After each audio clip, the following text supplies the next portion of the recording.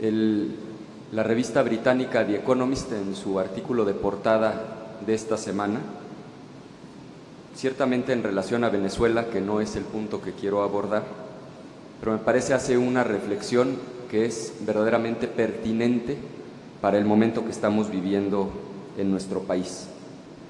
En referencia a Venezuela, dice The Economist, y además me parece que cualquiera que hoy se precie de demócrata en nuestro país coincidirá en que la crisis que se está viviendo en esa nación es inaceptable. Dice, es un ejemplo de libro de texto de por qué la democracia sí importa. La democracia sí importa, y lo decía ayer Alfredo Figueroa, porque la democracia debe servir a un pueblo para echar a un mal gobierno. La democracia debe permitir a un pueblo deshacerse de un gobierno corrupto e ineficaz. Y eso sin duda es cierto para Venezuela, pero por eso apelo a la congruencia que yo reconozco en Javier Corral y a la que ha estado haciendo alusión Emilio Álvarez y Casa. Porque si somos congruentes, entonces la pregunta obligada es, ¿y el Estado de México qué? ¿Y Coahuila qué? Porque estos regímenes autoritarios que tanto se cuestionan, lo que no permiten es a un pueblo por la vía democrática echar a un gobierno corrupto e ineficaz, y eso es exactamente lo mismo que está ocurriendo en nuestro país.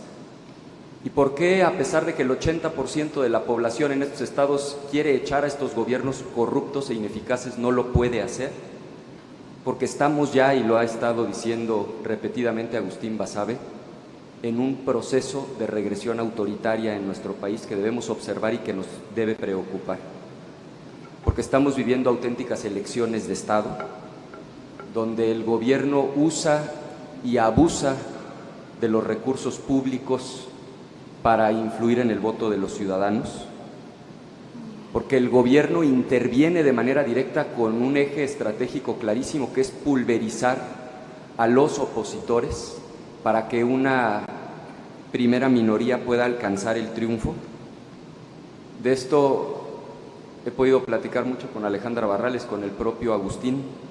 Interviene el gobierno en la vida interna de los partidos políticos opositores, justamente en ese eje estratégico de mantener a la oposición dividida y pulverizada, evita las alianzas electorales de los opositores, promueve candidatos independientes con esa estrategia de pulverización del voto.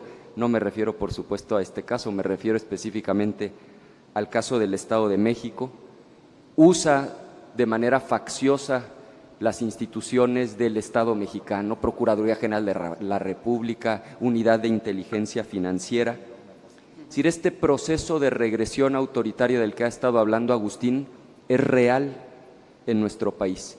Y no solo hay síntomas en el plano electoral, hay también muchos síntomas en otros planos de la vida nacional. Un gobierno que espía a los opositores, a los intelectuales, a los académicos, a los periodistas, que se atreve a espiar inclusive a quienes vienen a nuestro país con inmunidad diplomática.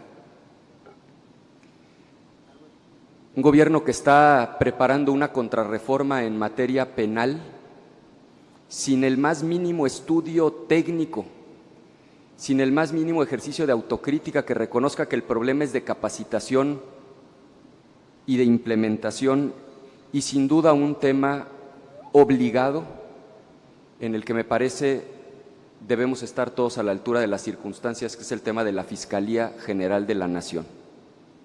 Hace prácticamente un año que llegó la iniciativa para eliminar el transitorio que establece el pase automático de procurador a fiscal general, y es tiempo que ni siquiera se ha dictaminado la iniciativa, es una franca simulación. Estamos ante el inminente peligro de que un procurador se convierta en fiscal por 9 años y detente el monopolio del ejercicio de la acción penal. Eso es parte de este proceso de regresión autoritaria. Y yo debo reconocer con plena autocrítica que ciertamente mi partido, el PAN, no siempre ha estado a la altura de las circunstancias. Esta no puede ser la ocasión. En esto no podemos fallar. Yo estoy convencido de que son muchísimas más las coincidencias que tenemos quienes hemos sido hoy convocados por Javier Corral que nuestras diferencias. Coincidimos en que el modelo está francamente agotado. Como lo ha dicho con enorme elocuencia el propio gobernador Corral y el ingeniero Cárdenas, coincidimos en la urgencia de combatir a fondo la corrupción, la profunda desigualdad y pobreza que vivimos en el país, que hemos sido incapaces de erradicar. Ahí están las cifras recientemente dadas a conocer por el INEGI. No solo 50% de la población es pobre, de seguir en la tendencia actual, la mitad de los pobres van a morir en esa misma condición.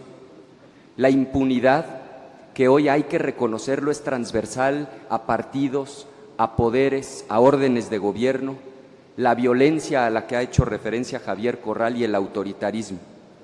Y me parece que en el marco de estas coincidencias sí es urgente la necesidad de la conformación de un frente amplio, plural, sí democrático y también opositor de cara al proceso electoral de 2018. Un frente amplio con un triple propósito. Primero, y en esto tiene toda la razón, con toda la autoridad moral que lo caracteriza por su lucha democrática, el ingeniero Cárdenas. Primer propósito, el proyecto. Queremos un cambio de régimen. ¿Qué tipo de régimen es el que queremos? Un régimen semipresidencial, semiparlamentario, ¿con qué características, con qué agenda, con qué causas y con qué propósitos?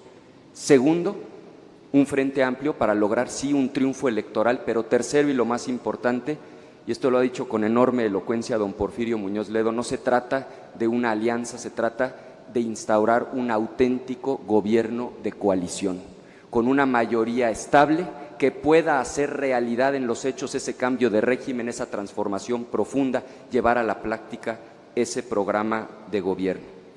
Estoy convencido, igual que ustedes, que es muchísimo más lo que nos une que lo que nos separa. Hay sin duda ideas a las que les llega su tiempo y a esta idea ya le llegó su momento. Por eso es algo que se habla en tantas mesas, en tantos espacios. Yo quiero compartirles que en el PAN estamos listos para aportar la parte que nos corresponde bajo una fórmula muy clara. Primero está el país, después están las organizaciones, incluidos los partidos políticos, y muchísimo después cualquier proyecto personal, por legítimo que sea. Bajo esa fórmula, el PAN está listo para hacer la parte que le corresponde, y si me presta don Emilio la frase, concluiría diciendo: es ahora o nunca. Muchas gracias.